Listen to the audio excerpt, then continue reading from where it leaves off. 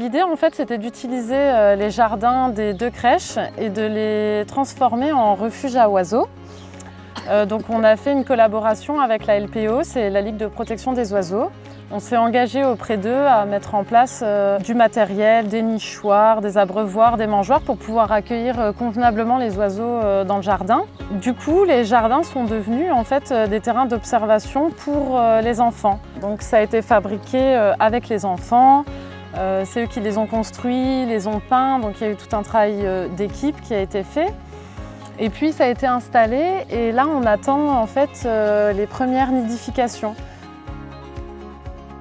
Alors à la crèche Pomme d'Amour, les enfants passaient déjà pas mal de temps dehors parce qu'on faisait déjà des activités nature à l'extérieur.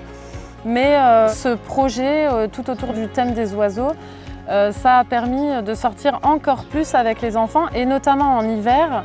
On peut être dissuadé un petit peu de sortir et là il n'y avait pas vraiment le choix, il fallait nourrir les oiseaux, donc tout le monde y a mis du sien, tout le monde a participé, au final ça s'est très bien passé et du coup les enfants ont passé plus de temps encore dehors.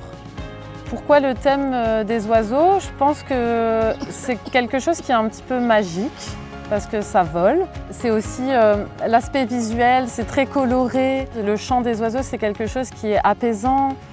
En regardant le cycle de vie des oiseaux, on se rend compte qu'il y a plein de choses différentes qui se passent en fonction des saisons. Du coup, ça permettait aux enfants de mieux expliquer les saisons, la temporalité, le temps qui passe, etc.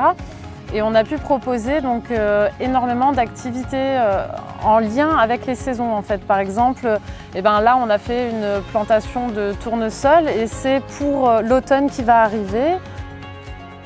On a commencé il y a à peu près 1 an.